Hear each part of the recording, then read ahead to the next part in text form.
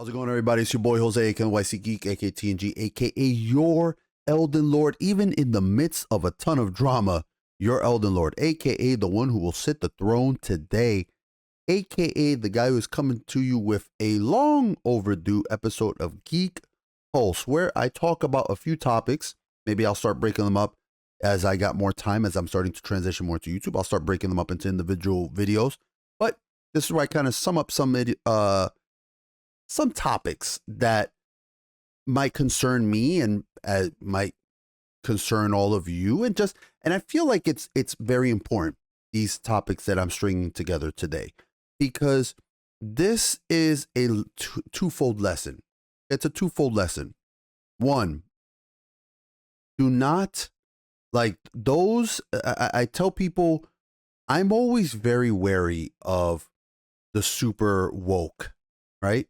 I'm like super wary of those people for many reasons, for a lot of reasons. Obviously, we all are. But usually when I see that, it's like a big detector, like it's a big flag, I should say, because generally the ones, especially when it comes from companies, okay.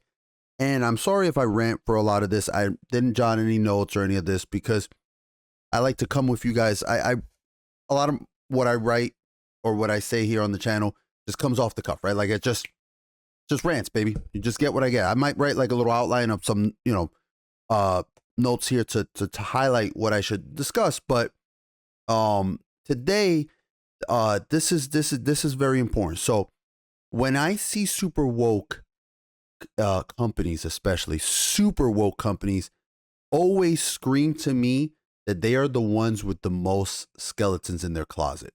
They're the ones with the most to hide, right? Because they're virtue signaling and they're doing all this and, oh my God, we're so progressive and we love all this and blah, blah, blah, blah, blah. And it's like, dude, it's like, it's you're talking out of both sides of your mouth. It's like you're trying to, it's like the shell game. You guys know those shell games that, con people usually do on the street, where they're like playing the game and they'll put, like a little ball under, it used to be a shell, but sometimes you'll see it on the cups and they'll shift it around and you have to try to guess where the ball is. The whole point of the game is that the ball is, it's not under any of them. While they're shifting this around, that person has slipped out the ball. So no matter what choice you get, you're going to get wrong. And it's a shell game, right? They're doing that to try to make you be like, oh, look at us. Look how great we are with all this. And then they're just slipping out all the garbage that they're behind. So there have been two companies that have been real. There's a lot of them, right? But specifically for me, there's two companies that I kind of want to focus on. That's the first lesson, right? The more woke that these companies tend to be, the worse they are, or the worse they tend to be. That's lesson number one. But two, and this is this is another important lesson. And don't attack your fans. Don't attack your fans.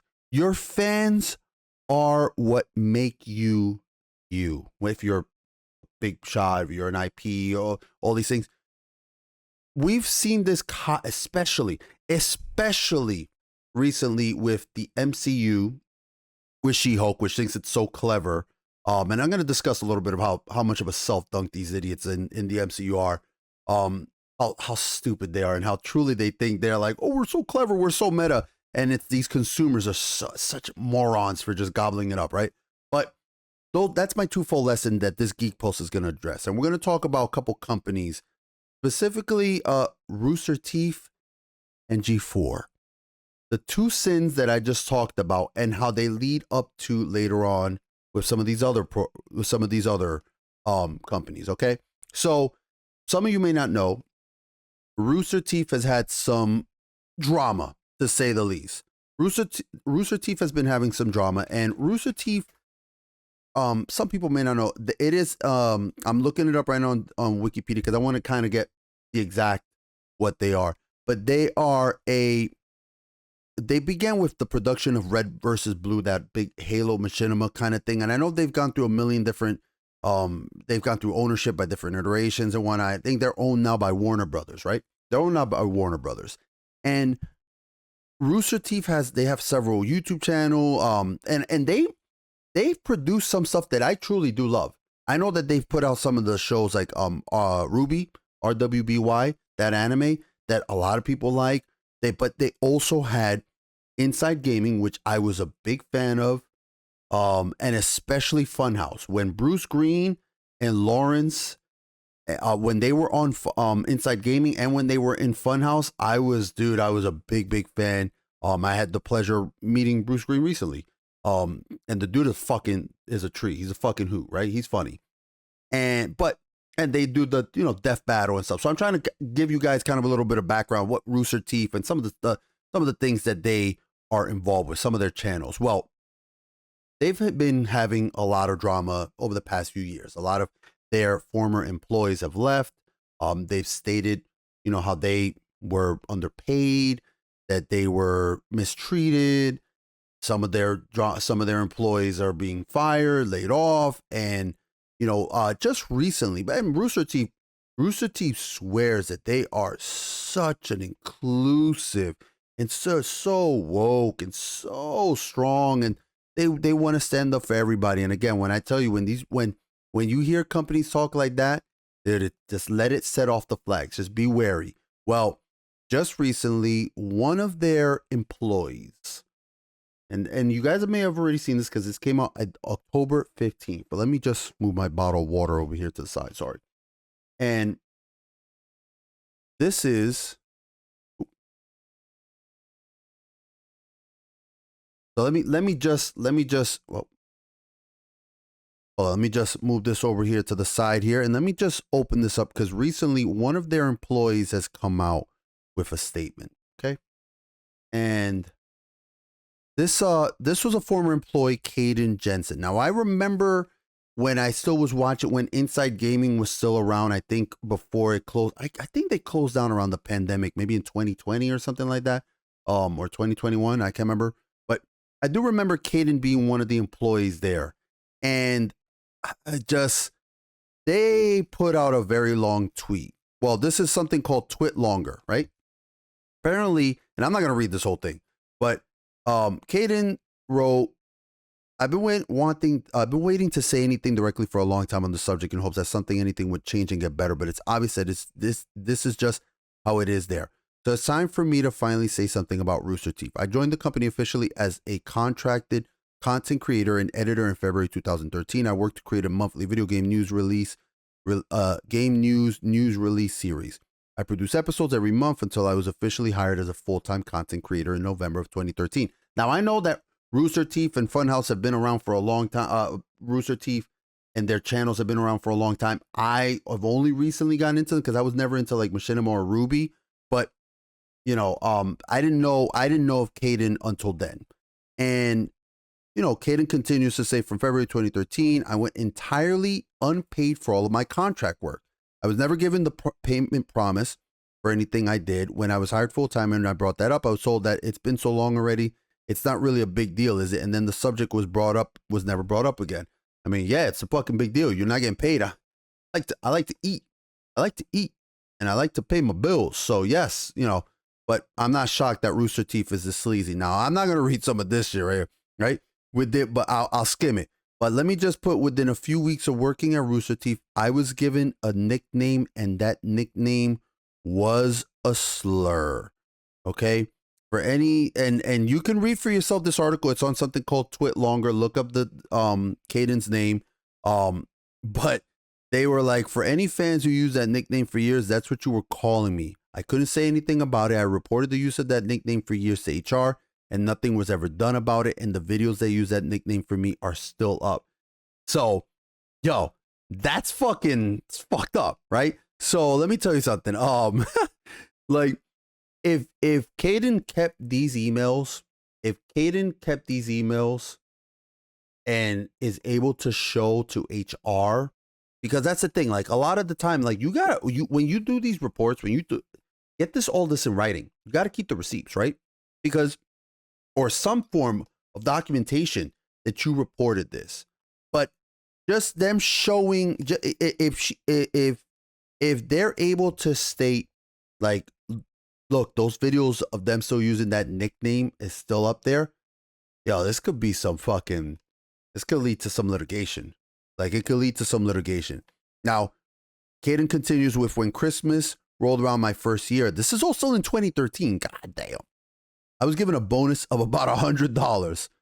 Any money I had at the time was extremely helpful. I had nearly nothing to my name, so I was grateful for it. But a long time member of the company looked at me and I was handed my small bonus and scoffed, "Why do you get a bonus? You've only been here for 5 minutes." Yo, Caden, drop some names, man. Drop the names at this point, right? But I understand sometimes, they're like, look, Caden might be like, look, I'm just giving it out, but I don't want to burn every bridge out there. Let me take off my headphones. In my first year there, I would arrive at work and they're talking about, that they continued, that they were, worked as much as they could.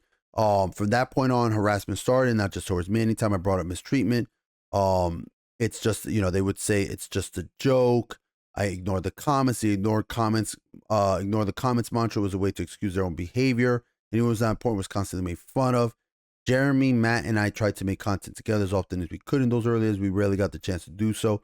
I remember being yelled at for making the Zelda video with Matt after it had already gone up because it was a waste of time. And they just continue.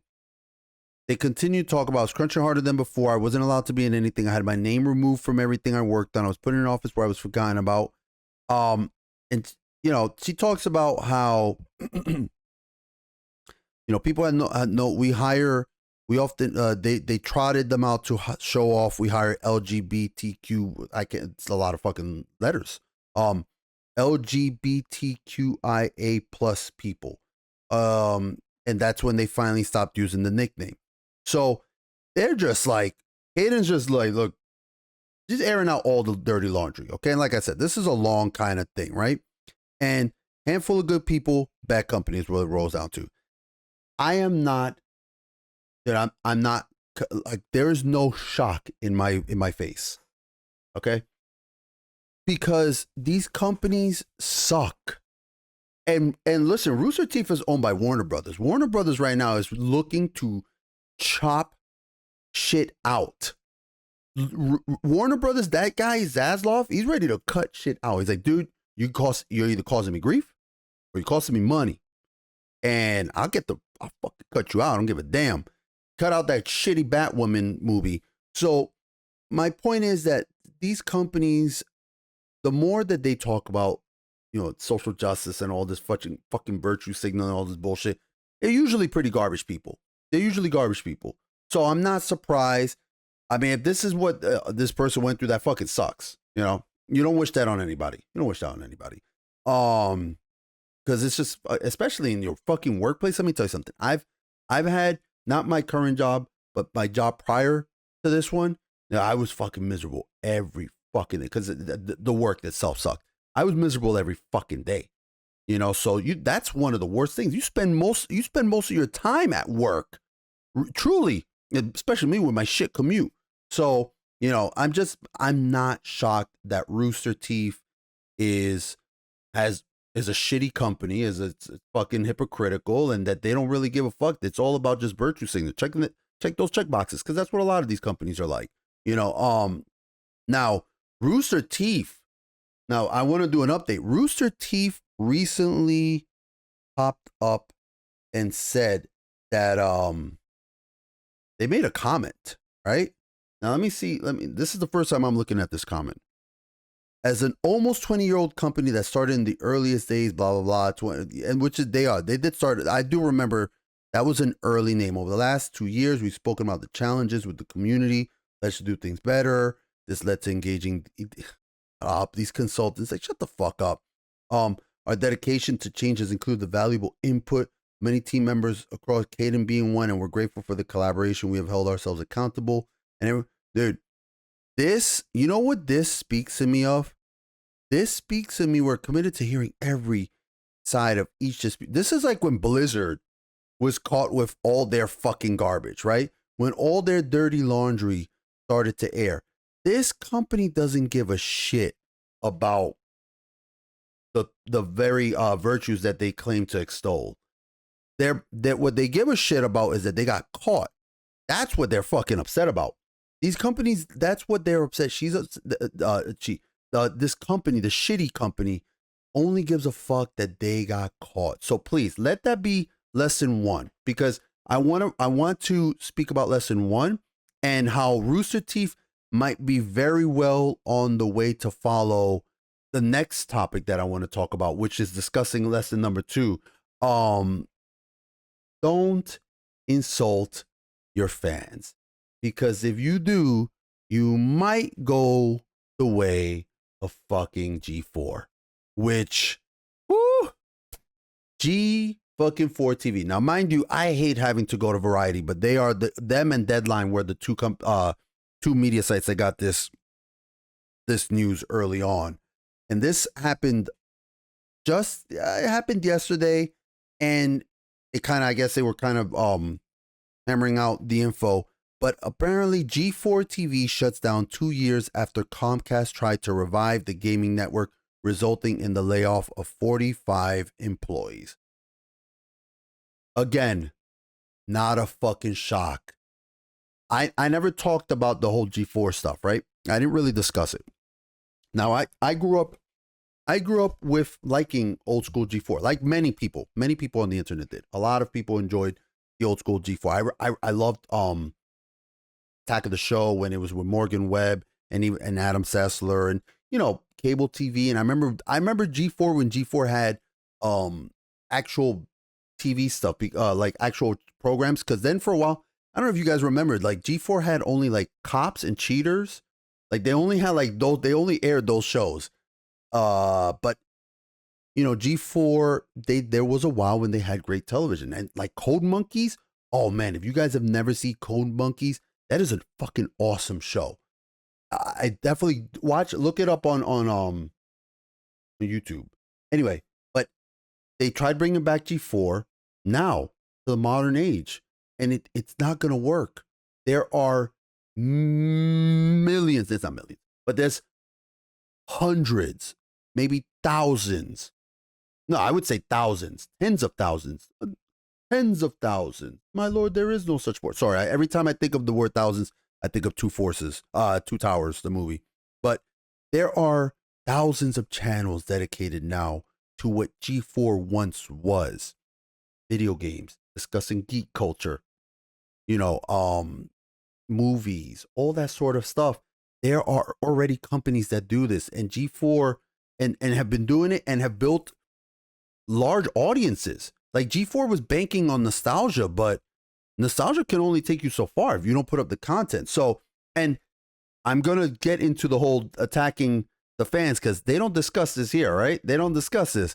G4 is shutting down again. Of course they won't, because Variety is a stupid fucking piece of shit site. But they talk about how Comcast said that they're going to cut it down because, they are not able to, here we go. Over the past several months, we worked hard to generate that interest in G4, but viewership is low and the network has not achieved sustainable financial results. This is certainly not what we hope for, and as a result, we have made the very difficult decision to discontinue G4's operations effective immediately.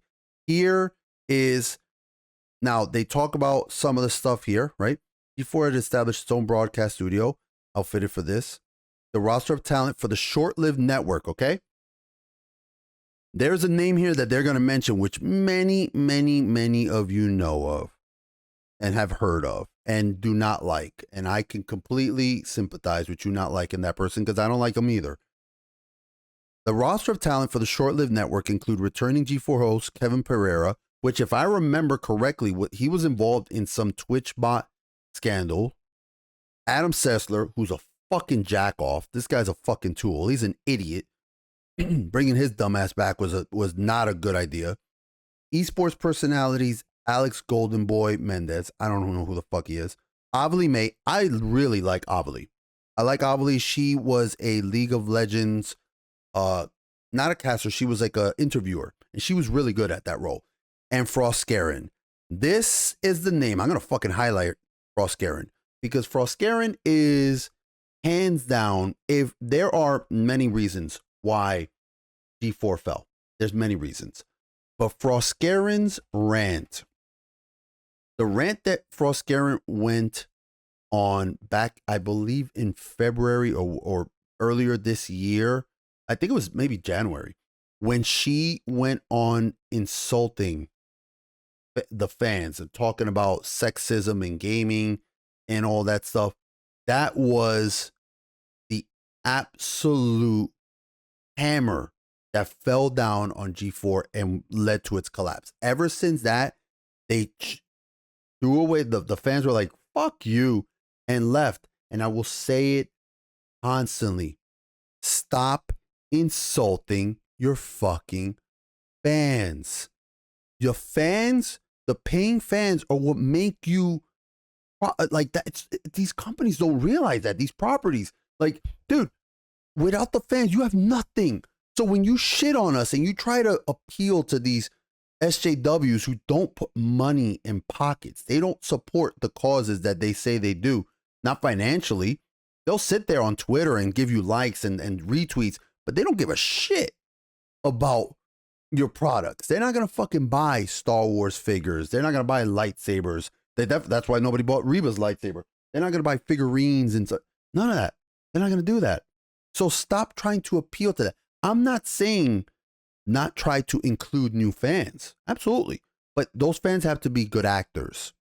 And when you try to instead shun the very old, the fan base, and we're seeing this with Rings of Power, we're seeing this with She-Hulk, especially with Rings of Power though. When you try to shunt off the loyal, true fans of a fan base, and you try to prop up these SJWs instead, you're never going to get the return. You'll never get the return on your profit. It truly is. I mean, people have said it before. It's get woke, go broke. It's the truth. It really is the truth. So she went on a rant back in January and just bashed people and just talking about, I don't want to play the whole thing. You guys have seen it. It's been almost a year since that rant. So you guys have probably seen it, but she went on this whole bullshit about, you know, how people attack her because she's just not as attractive as Morgan Webb, and that Morgan Webb didn't exist to be eye candy for Morgan Webb, and Olivia Munn didn't exist to be eye candy. And it's like, yes, they did. Yeah, I mean, listen, they were talented hosts, but don't kid yourselves. Like, they were also brought in because they were pleasing to the eyes. Like, they're not gonna bring my ass. I'm fucking, what's my ugly mook on the screen? They sure as fuck brought Morgan Webb and Olivia Munn. And what's great is that she talked all this shit, right? Like, I know, like, can I find this fucking thing? Oh man, like they tried to, I'm trying to find, because she went on a bullshit, right? She went on a tirade after the whole sexism. I'm sorry. Ross Guerin went on this whole thing about sexism and how women aren't there to please. And then they fucking brought in Amaranth, who, if you don't know who Amaranth is, she is a hot tub streamer in Twitch whose entire kind of thing is, you know, being attractive. And they brought her in, and then they brought my girls from Bishojo.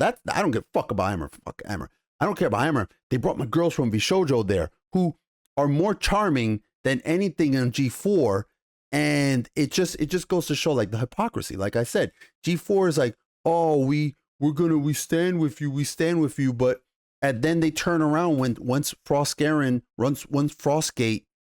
tore through and started destroying their ratings. What did they do? They fucking brought in.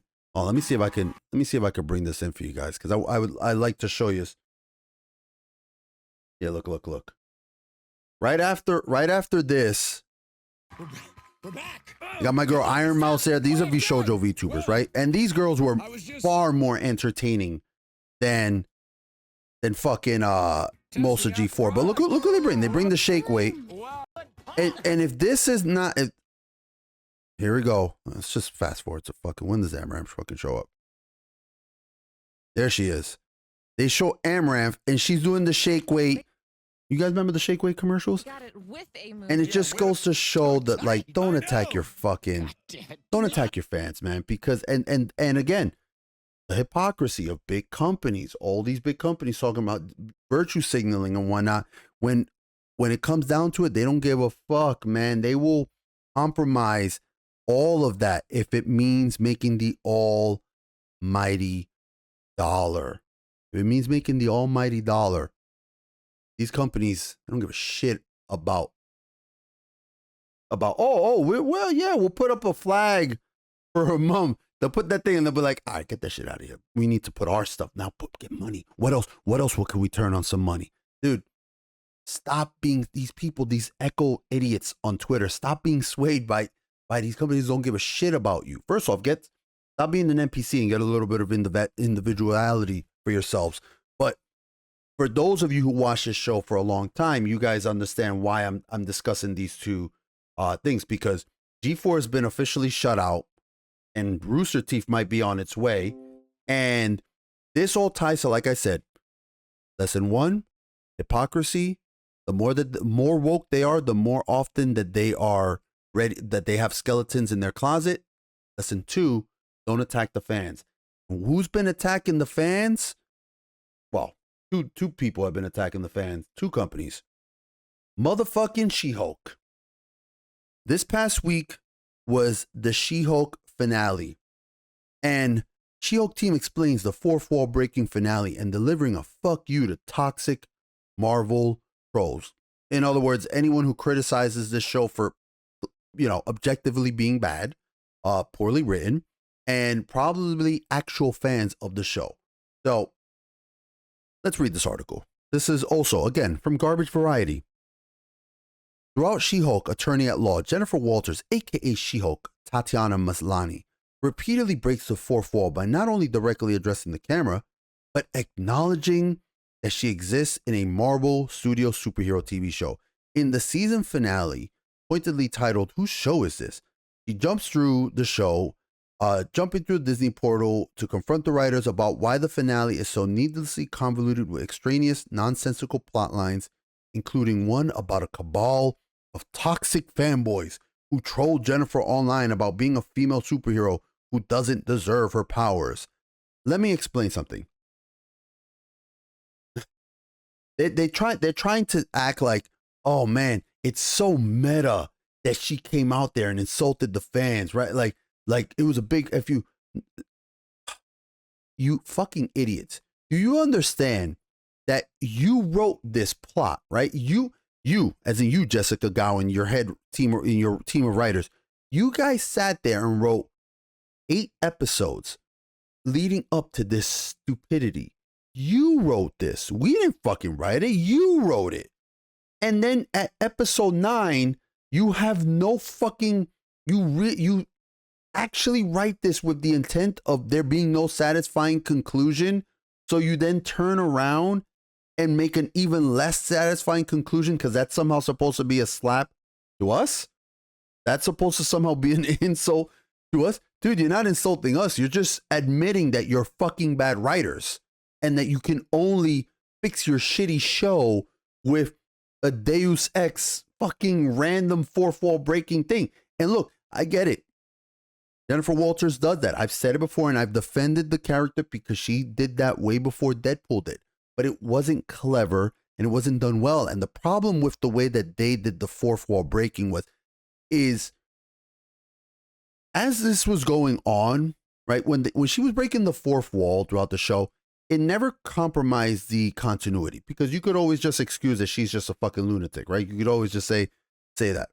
But when she acknowledges that she is a Marvel character in a superhero TV show, that has such deep implications for the MCU because you just cheapened everything. That is now officially canon. So Tony Stark's death no longer has the weight it does because now we're going to consider it as just, it was just writers sitting down writing something and it doesn't, you just cheapened the entire MCU. You made this canon and there are some, and I'm going to call you that. There are some absolute morons on Twitter right now. You're fucking morons who are sitting there like, wow, this is so fucking meta. It's so clever. It's not, man. It's not. It's so stupid. And this actress is such a fucking buffoon. And she sits there and she's like, in addition to breaking the fourth wall, the finale tackles some of the exact same trolling comments that Marvel fans have been. You don't sit there and say they call in them trolling comments, right? You don't. That's their problem. That's why they're so weak. Is because no, they can't take any criticism. If you criticize this show, you're a fucking troll. You're a sexist. You're a racist. You're whatever fucking istophobe. You're an istophobe. It's just you're either phobe or you're an ist. One of them, right? They can't take valid criticism. How did it feel to watch that happen as a show, knowing how the Tatiana, Jessica Gao is a genius. Dude, shut the hell up. And knows about the culture we're living in and her position in it when she's writing these stories about a woman superhero. She knows that the responsibility as a cast, it was the delightful sending each other these troll responses like, oh my God, give them a week and then they're going to literally see this pop up verbatim on the show and become the villains of the show. It was thrilling. Like, you guys are such fucking morons. There is no, it's not that you're writing these stories about a superhero. There are beloved female superheroes. There are lots of them, a lot of them. And they're not, it's that you're writing this story about a female superhero and you're shitting on men and you're shitting on women too. You're insulting both men and women. I will stand by, continue. I'll fucking shout it to the rooftops. She-Hulk is a misogynist and misandrous piece of shit. Like, it is an insult to both men and women. Okay? So it's not that you're writing stories about women superheroes. They are fucking. Rogue is a fantastic character. One of the reasons why people love the X-Men and we're excited to see the X-Men, not anymore. We don't want to see the X-Men in the MCU, but because you have a amazing cast of superheroines who are original, unique characters. Storm has her own unique character. She doesn't have hand-me-down syndrome. Rogue, yes, Rogue does take Miss Marvel's power, but she has her own unique power. She can leech people's powers and retain them as her own. Rogue is my favorite superhero, and she's right there. My favorite superhero. She's my second favorite superhero in Marvel and my favorite female superhero of all time. You've got Jubilee, who, you know, shoots those sparkling those firework abilities. You've got Jean Grey, who, yes, she's a telepath like many other characters, because like telepathy and psionics in Marvel overlap with other characters. So it's not like she's hand-me-down syndrome. There's a lot of other telepaths there, but she is a powerful telepath. She's a telekinetic, and she's so powerful that she later becomes one of the most well-known and beloved arcs in comic book history, the Phoenix Saga. You know, you've got those characters I just mentioned, 4 of them. You've got Emma Frost, who I love. Emma Frost, another telepath, but she could turn her body into diamond. She's fucking cool. Like, she starts off as a villain, but then she turns off into like a hero, and then she becomes an anti-hero, and she's involved in the Cabal, in the Dark Reign storyline. Like, these are things I know because I like this character a lot. These idiots, I could ask them about that. They wouldn't have any idea because they're not real fucking fans. There are a lot of female superheroes. It's not that you're writing a story about a woman hero, is that you wrote a bad story about a woman superhero. And she goes, were you expecting to face the trolls when you signed on for the show? Reading the script, it was so true. There's so much resistance, again, to a woman just existing in that space of superheroes. No, there's not. No, there's not. Wonder Woman is one of the most beloved characters, and she's a woman. She's a woman. She is not, for fuck's sake, people loved Wonder Woman 1. They hated Wonder Woman 2 because, they ruined her character. They made her into she sexually assaulted a man. Like, nobody would like that. They were like, dude, you're ruining Wonder Woman. So she just pulling shit out of her ass. There's such an entitlement, Spencer. And to even exist as She-Hulk is like a fuck you, and I love that. No, it's not, dude. That's why, again, that's why I said that She-Hulk is a 0, because these idiots, and you're an idiot, Tatiana. Let me tell you that right now. Please, if someone out there somehow sees this, let me let you know, you are a fucking moron. You are an idiot. Hands down. Because it's not, She-Hulk's character is not meant to be a fuck you, because that's your problem. You take a character like that and you want to use her as an instrument against men and against fans, when there are the majority of She-Hulk fans are men, you fucking dope. So it's not that we see She-Hulk as a fuck you. You turned her into that. MCU's She-Hulk is a fuck you. And my first fucking video on She-Hulk, or my second one, where I did that breakdown, I believe, on episode 1, maybe it was a breakdown of episode 2, where I showed that clip of animated She-Hulk, 90s animated She-Hulk in the 90s Hulk cartoon. It was fucking great. We loved that She-Hulk. We love the She-Hulk from the comics. What you're doing, you're not portraying She-Hulk. You're not portraying that. That's why I said that She-Hulk the show is a 0, because they have no idea. They got the character, the core of it, fundamentally off. What do you hope to see from Jen and Matt Murdock's relationship? I can tell you what all of us hope. We hope we don't see this. We hope we don't fucking see it. I don't know what Jen's life looks like now other than it's opening up. They definitely have a very real connection. I'm curious how that manifests. No, dude. You literally have to retcon Daredevil showing back up. Anyway, I'm not going to go through all this, especially with this fucking dope Jessica Gao. Fuck this. But she and Deadpool would destroy the fourth wall. They're going to fight over whose camera is the dominant camera. Look, dude. I said it. I've said this recently. I am not pleased with the idea of Deadpool 3. Because I don't trust the MCU to do it correctly. And it's very clearly a Hail Mary, right? It's very clearly a Hail Mary. They are just throwing what they can out there in hopes that it sticks, right? They're so desperate right now. They're like, please, God, we're losing money because the MCU is losing a lot of money. And these companies don't have infinite money.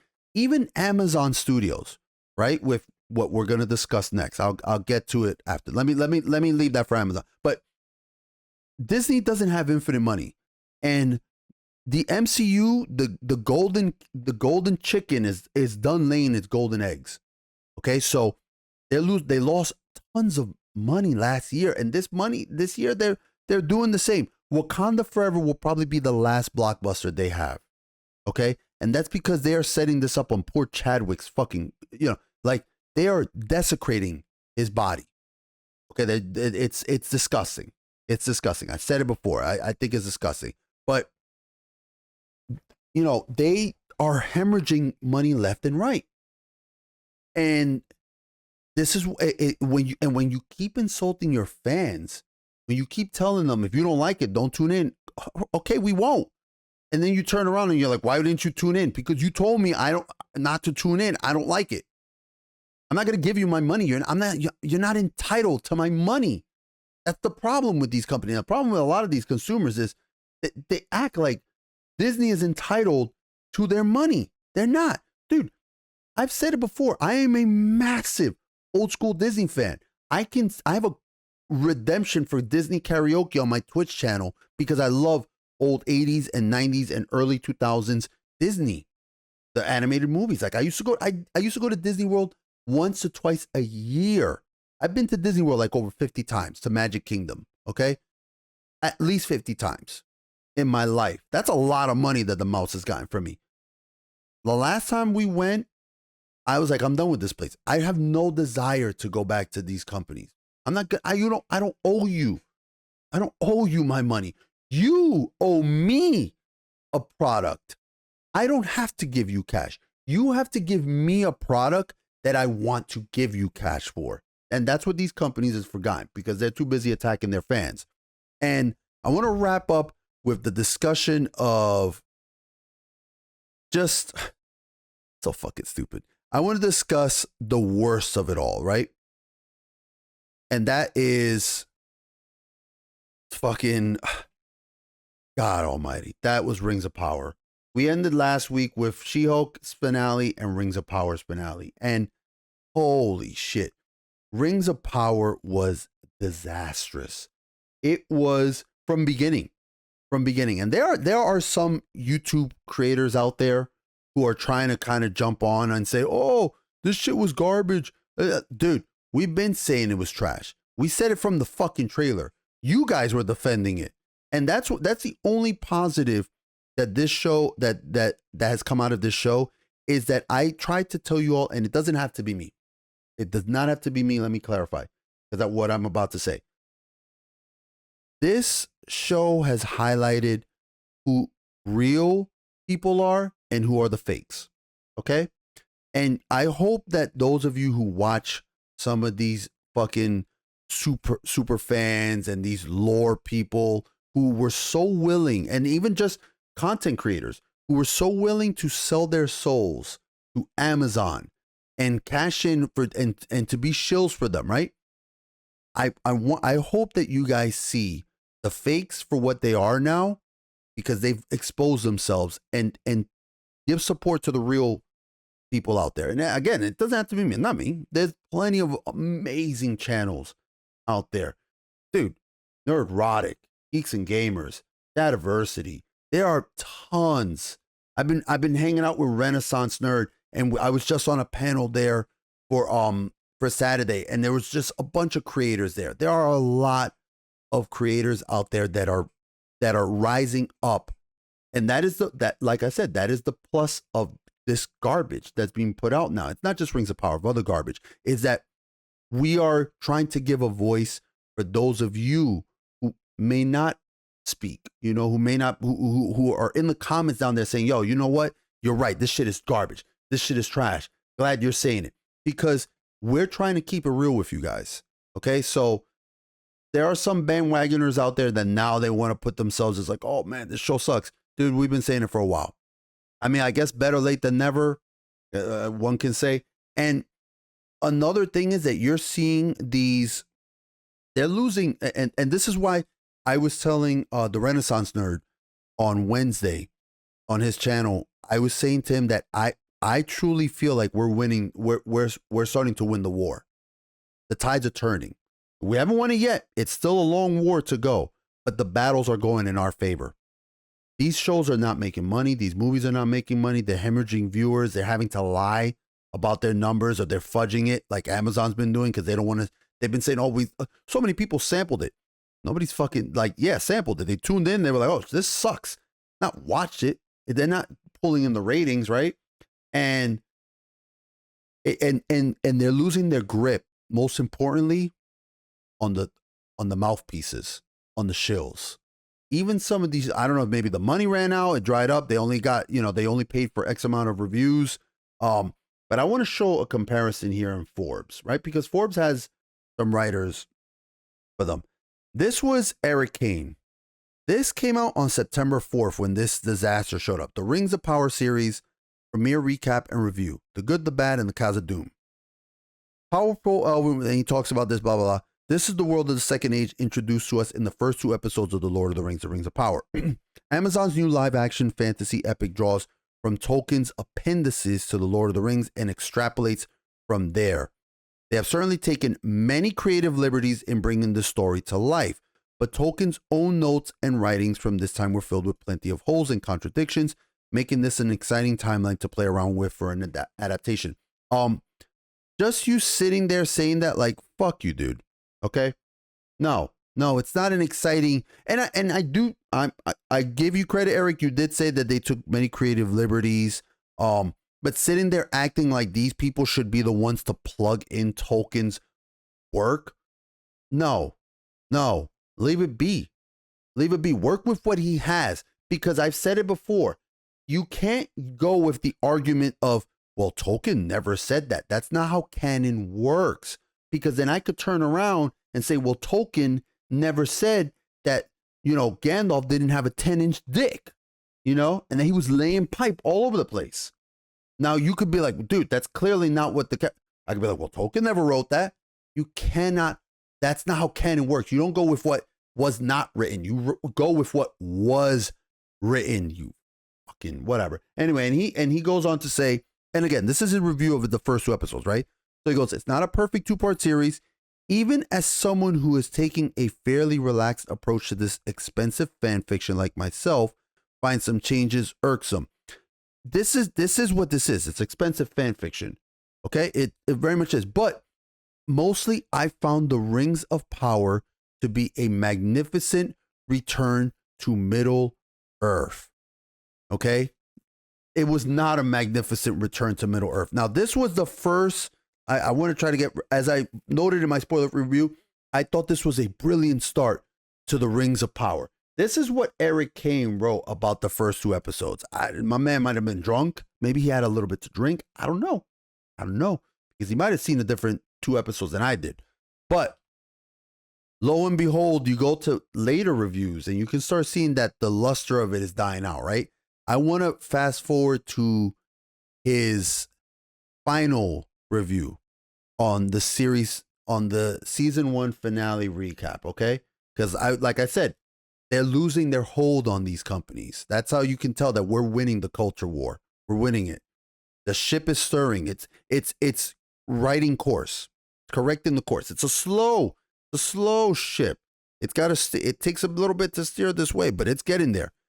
Now, this was Eric Kane. He wrote this 3 days ago. The Rings of Power Season 1 finale recap and review, a dreadful mess. The Rings of Power has wrapped up its first season, and all I can say is shame on everyone who had a hand in this travesty. I've never seen an adaptation of a major work so badly abused, so fundamentally altered, or so disrespectfully handled as the creators of the Rings of Power have treated the Lord of the Rings. Tolkien's creation barely shines through the deck. Let that be a stark contrast to how he started talking about how this was a magnificent return and all this. And you can see, like, the chivalry is done, right? I gave the show a chance. I went in with low expectations, and for a moment, I was charmed by what I saw. But quickly, the cracks began to show in the story and its heroes. Of Mithril, the show is most certainly not crafted. I'll try to parse together everything that went wrong with the whole first season in a future piece, but for now, let's look at the travesty that is the season 1 finale. Nearly everything that could have gone wrong has done so. Even my worst fears about this show quality could not match what we were actually given. So he's going in deep. And he starts talking about the stranger. And I don't want to read his entire article, keep you guys here for too long reading the entire articles. But he goes, I'm good, he says. Wait, you're not Sauron, they cry. He's talking about the thing with the Naz girls and the stranger. And he says, wait, you're not Sauron, they cry. I'm good, he says, making me question everything I know about professional writing in Hollywood, and then banishes them to the shadow with butterfly magic. If that's what it took to question, man, you gotta wake up, Eric, because we've been questioning that for years now. He talks about the left hand of darkness and that Halbrand. He talks about Halbrand, and it's just, oh man, it's so bad. Call it a gift. He just talks about how this is another shit show. And here we go. Wait. Celebrimbor. Then the rings that took, yes. Ultimately, Galadriel, she confronts the confrontation between Halbrand and Galadriel. Ultimately, Galadriel refuses Sauron's advances to rule alongside her, and he leaves Eregion, I don't know how to pronounce it. Instead of telling Elrond and Celebrimbor the truth, Galadriel tells him to make 3 rings of 2 instead of 2 because of balance. They make the rings in 15 minutes or so and stare at them in awe. The rings that took 90 years to craft. Of course, they don't even make the first rings. Exactly. The rings of men and dwarves in the show. Galadriel even says the rings should be for elves only. Sauron would have been there for the forging of all the rings of men and dwarves. It was part of his plan to get the elves to make those rings so that he could, exactly. Like, they have fundamentally fucked up the most important part of a show called The Rings of Power, which is the creation of the Rings of Power. They messed it up, and it's just, oh man, it's so bad. On second thought, let's not go to Numenor. It's a silly place. Many long farewells, and that's it. And so I want to get to the end here. Wait, that's quality writing, folks. At long last, Nori finally sets off with the stranger, and now we have a couple years to wait for another season about, well, not about anything Tolkien wrote, that's for sure, but it's comforting to know that the Rings of Power and Mordor were all created within about a 10-day span. Nothing says epic fantasy like condensing thousands of years into a week and a half. Eric, we said that from the get-go. You yourself said that you were okay with this fan fiction stuff, and that's why I say that a lot of these bandwagoners are starting to realize, like, okay, even I can't defend this show anymore, and they're jumping on. And it's better late than never, but still, it has to be called out. That's quality writing, folks. We could have had an entire season devoted to the actual forging of the rings, to Anatar, Halbrand's deception. They should have never came in with this Halbrand stuff. To the elves and their vanity. We could have waited to tell the story of Numenor until later. Yes. Yes. Ironically, it seems pride has been the downfall of Amazon's Lord of the Rings as well. Don't call it that. This has nothing to do with Lord of the Rings. Just call it the Rings of Power. Don't associate it with that. They added too much and cut too much when they had a perfectly good story to flesh out that Amazon spent hundreds of millions of dollars to purchase. Why not tell that expensive tale? Why make this other one up? I don't understand. What an absolute disaster. Well, I will tell you, Eric, why. Because these companies cannot create anything. My bottle of water, I'm thirsty. They cannot create anything original on their own. They can't. They have to corrupt, just like that quote with Tolkien. They have to corrupt what is good because they can't do anything. They're hacks. They're not creative. They can't do anything on their own. They cannot create. They have to corrupt what good has already made. And it's what I've said. I said it just recently. If you're going to pay hundreds of $millions for an IP, why would you change it so fundamentally from what the fans already know it as? It's like I said with the Sonic example, when they made that horrible Sonic model. Why would you change what you paid for? If I pay for, If I pay for Ranma 1/2, okay? This figure right over here, that one right there. If I pay for Ranma 1/2, Ranma 1/2 is an old ass anime where it's about a boy who's cursed, and if they splash water on him, he turns into a girl. When they splash cold water, he turns into a girl. When they splash hot water, he turns back into a boy. If I pay hundreds of millions of dollars for the story of telling the story of Ranma, and I completely change it so that he doesn't change at all anymore, that he only stays as a boy, why the fuck did I pay for this money? For this property, rather? Why did I pay this money for this property if I'm not going to tell the fucking story that I bought? It's not rocket science, dude. You got a property. Why would you ruin it? And the thing is that not only did they cut out a ton, they added in all of this garbage, all of this bloat, and it just none of it made sense because you're trying to reconcile one of the greatest fantasy epics of all time, if not the greatest fantasy epic of all time. And you're trying to reconcile that with the garbage that you've made. And this is pure and this is garbage. So they're not going to mesh. They're not going to mesh. You should have either A, written your own fucking generic fantasy show or told the story as is. They should have spent the entire first season on just Anatar. Don't even fucking show him as some random person. Show him as somebody who's already infiltrated the elves. You could have spent season 2 working on the Numenorians. They have done such a piss poor job. And I truly, truly think that the reason that they took a break for years is because they don't want to be next to House of the Dragon that's kicking their asses left and right. Well, among many reasons.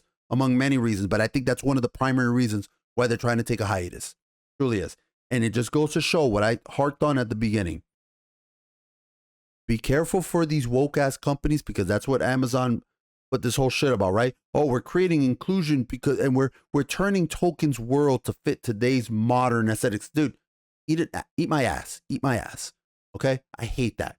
Don't fucking try to take something that was created years ago and adapt it to what you want.